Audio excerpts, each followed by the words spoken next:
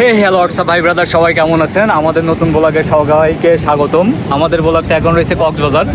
আর বর্তমান কক্সবাজারের যে পরিস্থিতিতে, কক্সবাজারে টিকে থাকাটা মুশকিল। প্রচুর পরিমাণে বৃষ্টি। এত বৃষ্টির ভিতরে ট্যুরে আসবো কোনোদিন ভাবতে পারি নাই। আমাদের ট্যুরটা মূলত ছিল বান্দরবন, কিন্তু এত পরিমাণ বৃষ্টি যে বান্দরবনে ঢোকার কোনো রাস্তা নাই, তা না পেরে চলে আসলাম কক্সবাজারে। আর বর্তমানে রয়েছে আমরা কক্সবাজারের সমুদ্র সৈকতে। এবং বর্তমানে সমুদ্র সৈকতের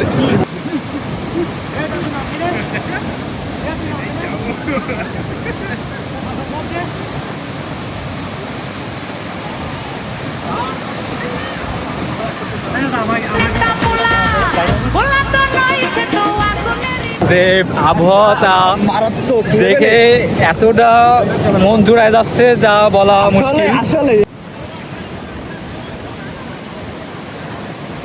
এই হচ্ছে বর্তমানে কক্ষের অবস্থা। সবাই জীবন মরণে আশঙ্কাতে রয়েছে, তারপরে সবাই ঘুরতে আসবে।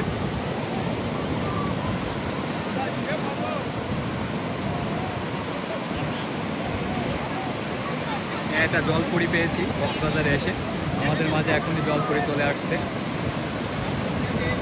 এই জলপুরির সাথে যে যে দেখা করতে চান সে যে কক্ষে চলে আসেন। পরিমাণে ঢেউ হচ্ছে, তার ভিতরে মানুষ এত পরিমাণে ঘুরতে আসছে যা বলার বাইরে।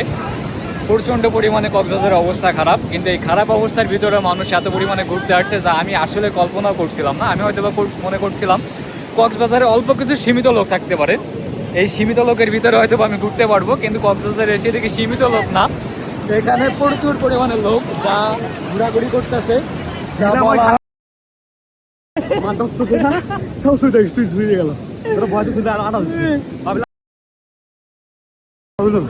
ঠিক আছে, কক্সবাজারে আমরা ভাবছিলাম হয়তো আমরাই শুধু ঘুরবো, কিন্তু যদি আপনাদের দেখাই তো লোক যে কত লোক এখনো কক্সবাজারে এই আবহাওয়ার ভিতরে। কক্সবাজারে হয়তো বা 1 নম্বর সংকেত চলতেছে, কেননা যত পরিমাণে ঢেউ হচ্ছে আর বৃষ্টি হচ্ছে।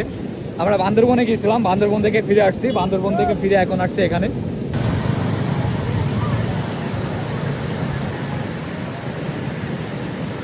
এই আছে আমাদের কক্সবাজারের বর্তমানে অবস্থা। বর্তমানে যে পরিমাণে বৃষ্টি হচ্ছে কক্সবাজারে আর যে পরিমাণে ঢেউ হচ্ছে, তা আসলে মন জোড়ায় যায়।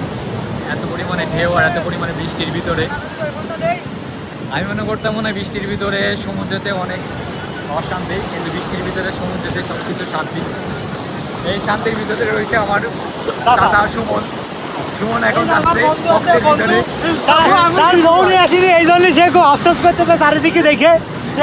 চারিদিকে এত দেখে দেখে, ঠিক আছে, সে শুধুই আফসোস করতেছে। সে এখন এই কষ্টে চলে যাচ্ছে সমুদ্রের ভিতরে। এ বন্ধু দেয় না, ভাবির আইনে দিবানি। হ্যাঁ, এই কষ্টের ভিতরে বন্ধু চলে যাচ্ছে। বন্ধু ভাবির আইনে দিবানি, যে মরে না মরে না।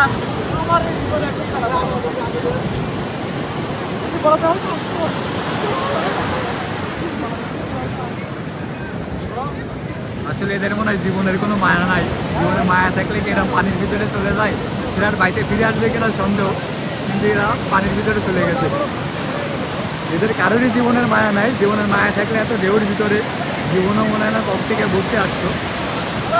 আমাকে কি দেখা যাচ্ছে?